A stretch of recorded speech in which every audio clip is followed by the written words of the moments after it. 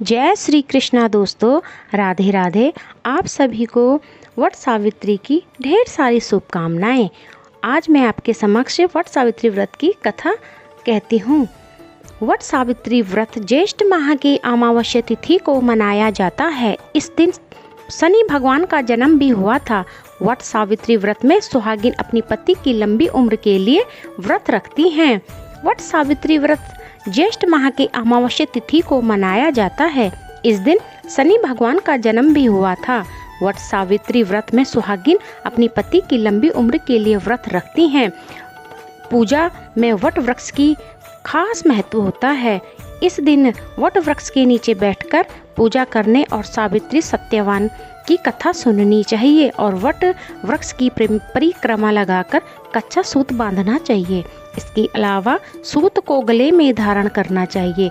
मान्यता है कि इस व्रत को करने से पति की लंबी उम्र होती है।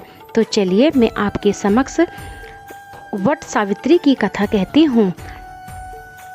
पौराणिक कथा के अनुसार भद्र देश के राजा अश्वपति की कोई संतान नहीं थी। उन्होंने संतान की प्राप्ति के लिए मंत्र उच्चारण के साथ प्रतिदिन 1 लाख आहुतियाँ दी। ये काम 18 वर्ष तक जारी रहा। इसके बाद सावित्री देवी प्रकट हुई और उन्होंने वर दिया कि हे राजन, तुझे एक तेजस्वी कन्या पैदा होगी। राजा को सावित्री देवी की कृपा से एक पुत्री की प्राप्ति हुई जिसका नाम सावित्री रखा गया। वे कन्या बड़ी होकर बेहद रूपवान हुई। इस कन्या के लिए योग्य वर न मिलने से उसके पिता दुखी थे।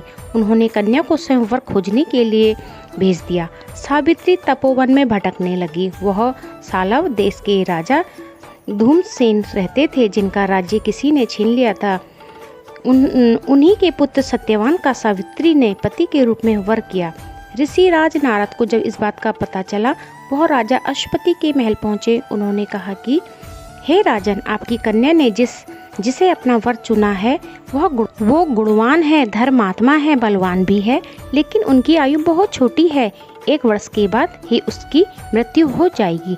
ऋषिराज नारद की बात सुनकर राजा अश्वपति चिंता में डूब गए। सावित्री ने अपने पिता की दुखी होने का कारण पूछा तो उन्होंने कहा कि पुत्री, तुमने जिस राजकुमार को अपना वर के रूप में चुना है वह अल्प आयु है, अतः तुम्हें किसी और वर को चुनना चाहिए, अपने जीवन साथी बनाना चाहिए। पिता की बात सुनकर सावित्री ने कहा कि हे पिताजी, आर्य कन्याएं अपने पति को एक बार ही वरण करती हैं।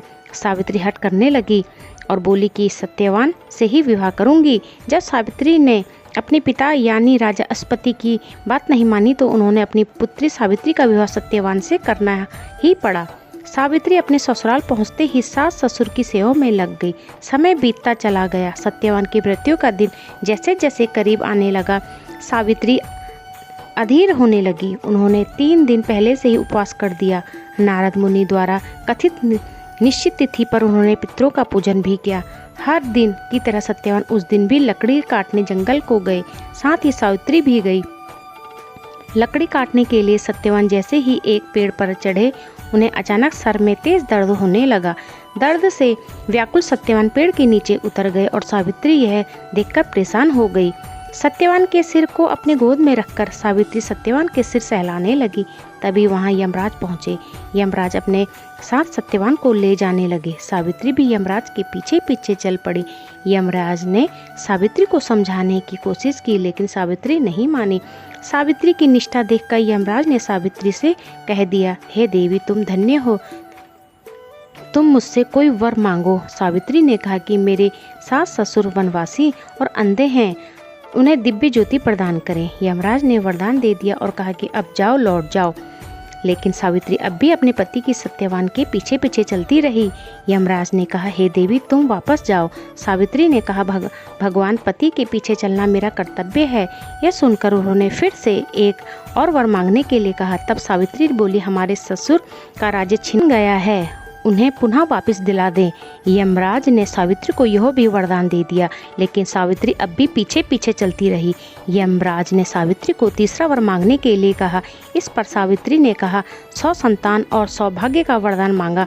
यमराज ने ये वरदान भी सावित्री को दे दिया, लेकिन इस वरदान के मिलने पर भी सावित्री वापस नहीं लौटी। इस पर सावित्री ने यमराज से कहा, हे प्रभु, मैं एक पतिव्रता पत्नी हूँ और आपने मुझे पुत्रवती होने का वरदान दिया है। यमराज जी समझ गए और सावित्री की बात सुनकर यमराज को सत्यवान के प्राण छोड़ने पड़े। यमराज वहाँ से चले गए और सावित्री उस वट वृक्ष के पास आ गई और उनके पति की मृत्यु हुई थी। वट सावित्री का महत्व। सावित्री के आते ही सत्यवान जीवित हो गए और दोनों खुशी खुशी अपने राज्य के लिए चल पड़े।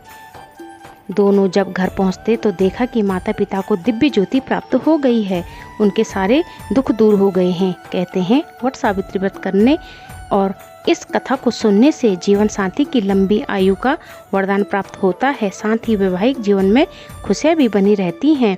बोलो वट सावित्री माता की जय हो, बोलो सत्यवान की जय हो। तो दोस्तों, अगर आपको ये वट सावित्री व्रत की कथा पसंद आई हो तो प्लीज़ इसे शेयर कीजिएगा